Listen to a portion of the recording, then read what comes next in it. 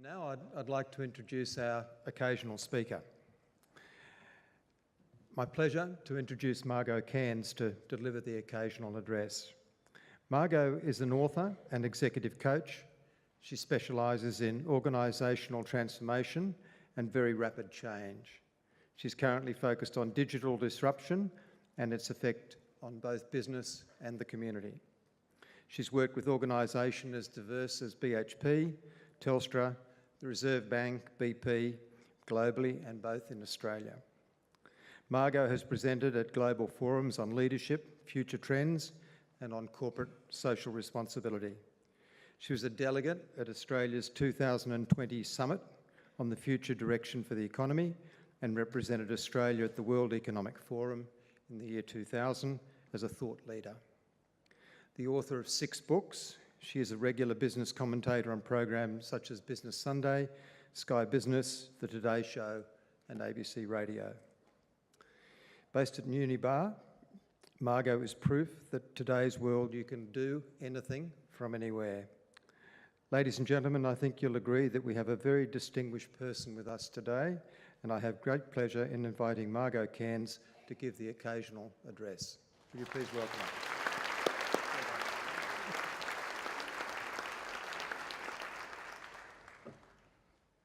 Thank you, everybody. Chancellor, Vice-Chancellor, ladies and gentlemen, and most importantly, graduates. Congratulations. Well done. What an achievement.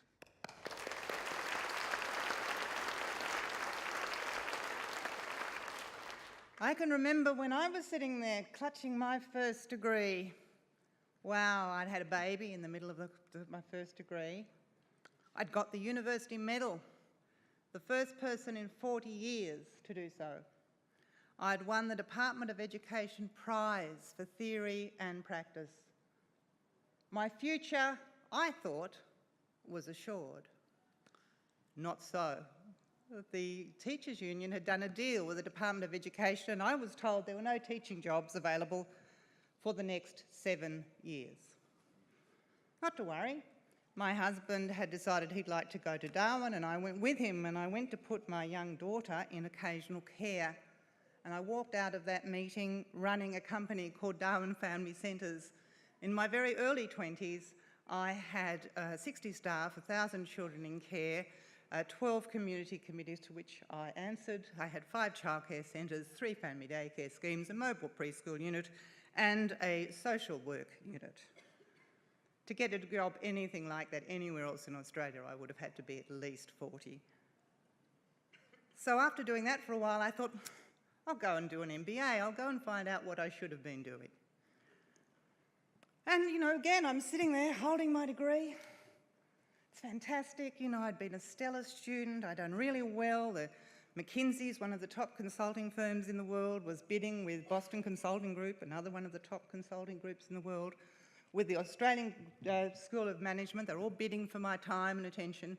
Again, my future, I knew, was assured. Not so. My daughter, who was 9 at the time, had an arrest. That meant that her heart stopped beating and she stopped breathing. She continued to be in that state for somewhere between 20 and 40 minutes. I wasn't looking at the clock. I was breathing for her and pumping her heart, while a friend of mine raced, because I just moved and I didn't have a phone, and it was before mobile phones, and a friend raced to try and get medical assistance. Luckily, the medical assistance came and my daughter was revived. But for about a year, we didn't know if she would live or die.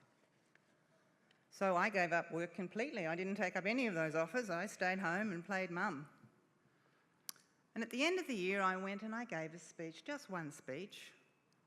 And it was on communication, and I got people to play this silly game pretending they were animals. And anyway, out of that, I was asked to go and work with a company called Portland Aluminium Smelter, which was really a terrible company.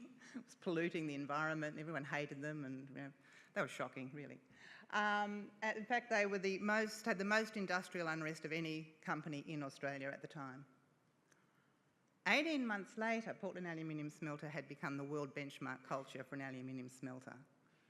and I was headhunted to fly all over the world and work with the top teams and boards of major corporations. Not what I had in mind. So, my advice to you is expect the unexpected. Whatever dreams and hopes you think you have, maybe, maybe not. Wait and see. Life has a way of changing things. We are in a time of digital disruption. Within the next 10 years, 40 to 70% of Australians will lose their jobs. We are in the age of smart machines. Even for these guys behind us, they've found that machines can mark university papers, even essay papers, more effectively than humans. Lawyers, managers, all our jobs are under threat. Your only security in these times is within yourself. Your success rests with your adaptability, your capacity to learn, your capacity to unlearn, to train, to retrain, to be bold, to step out willingly into the unknown, to self-author your own life. The degrees you have worked so hard to attain are just the first step in this journey. Your life, your career, your success is 100% in your hands. So, for what it's worth, here are my 5 points for success.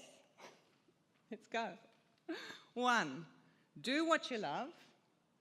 Learn what inspires you, even if others put you down, mock or deride you. One of the speeches I often give to corporate audience is, could the taxi industry have come up with Uber? Well, of course they could. Taxis are mostly one-man bands, they're entrepreneurs, just like Uber drivers. Why wouldn't they? Because if somebody from the taxi industry had come up with the idea, they would have been so put down, so made wrong, so invalidated, they probably would have given up. So what do we learn from this? People who succeed look at the world differently. Today, thinking outside the box and following your passion are basic essentials for success. Point 2, be brave enough to go where others dare not go. My daughter, a hippie, is married to a billionaire. I'll tell you how it happened. Steve, my son-in-law, was on the fast track with Siemens, a large global corporation. He was an engineer. And he decided to give that up and sell sandwiches online. Just after he made that decision, he came to me and he said, I'm now going to sell sandwiches, can I marry your daughter? Despite all my opinions of his mental health, they were clearly in love, and I said yes. So that little company had all sorts of ups and downs and hicks and bots, and eventually they started to sell sandwiches through school canteens. Some of you may have heard of flexi schools. And that selling of sandwiches to schools became so successful that the school said, well, how about the textbooks? How about you sell the textbooks for us? And how about you sell the school fees? Why don't you sell the excursions? So my son-in-law's company became the financial system for now about 75% of the schools in Australia. He got bored doing that, so he put in a general manager, and now they're doing the same for the NDIS. Westpac and who else? Macquarie Bank are now small equity holders in my son-in-law's company. He lives, by the way, in Kingscliff, 5 minutes walk from work. His office is on the beach. He surfs every day and has just taken out his pilot's licence. So saying yes to a sandwich maker was probably the best thing my daughter ever did. My daughter, by the way, is still a hippie and couldn't care how much money he had. But what does that tell us? I mean, to walk away from the fast track in a major corporation takes courage. Steve followed his heart. Be brave, follow your heart, your passions, follow your own lead. My third point is never stop growing as a human being. Change is the only constant, and it is only speeding up. Now, what we know about the human brain is it doesn't like change. We want everything to be authentic, familiar, safe. These are the three things that are going to be in increasingly scarce supply. We can, however, teach our brains to thrive on change. This is a life lesson, not an academic one. It involves our heart, our spirit, and our physical body. It's challenging beyond belief. However, it is only those who stay emotionally, spiritually, intellectually, and physically healthy who will thrive in an age of digital disruption. So, put your health, your emotional, spiritual, intellectual, and physical health as your highest priority. You are what you have to offer to the world. Keep you safe and well. Point 5. Relationship and community is everything. To grow a business, to succeed in an existing business, and to be psychologically healthy, we need to build healthy and sustainable relationships. There's just the research has come in over the last few years through one of the longest longitudinal studies about health and happiness. And basically they came back and said, really the only thing that matters is relationship. What we can do, everything else can go wrong. As long as you've got strong, healthy relationships, you're going to be fine. So very few of us have learned to have strong, healthy relationships. Yet this is going to be the thing that makes or breaks you.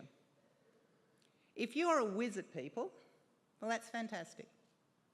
If you're not, get out and learn and do it fast, really fast. Point 5, don't expect someone to do it for you, but know that you can't do it alone. Don't expect someone to give you the optimum job, or teach you all you need to know, or show you the ropes. You'll need to take 100% responsibility for your own success and your own learning. This doesn't mean you have to do it alone, just that you have to learn to self-author your life. And you're going to have to ask. I've been lucky enough to mentor some of the most powerful, unfortunately nearly all men in the world, and they ask. Powerful people ask for help. They put support in their life. They know they can't do it alone. So seek new avenues of learning. Be responsible for your own success. There's a very good chance you'll need to start your own business, even if it is a one-person business. Our government is removing the safety nets at a time when more and more people are going to need help. It's up to you to be creative, innovative, and self-responsible. I'm working in Byron with a group of women out of a thing called Sourdough, of which I'm a member, where we're encouraging local business people to build their businesses, to start businesses, because we know there just aren't going to be jobs. It's going to be create your own job and help others, work in community. You know, I just think it's quite exciting. We have the opportunity of a brand new economy, and you're standing there ready to be part of it.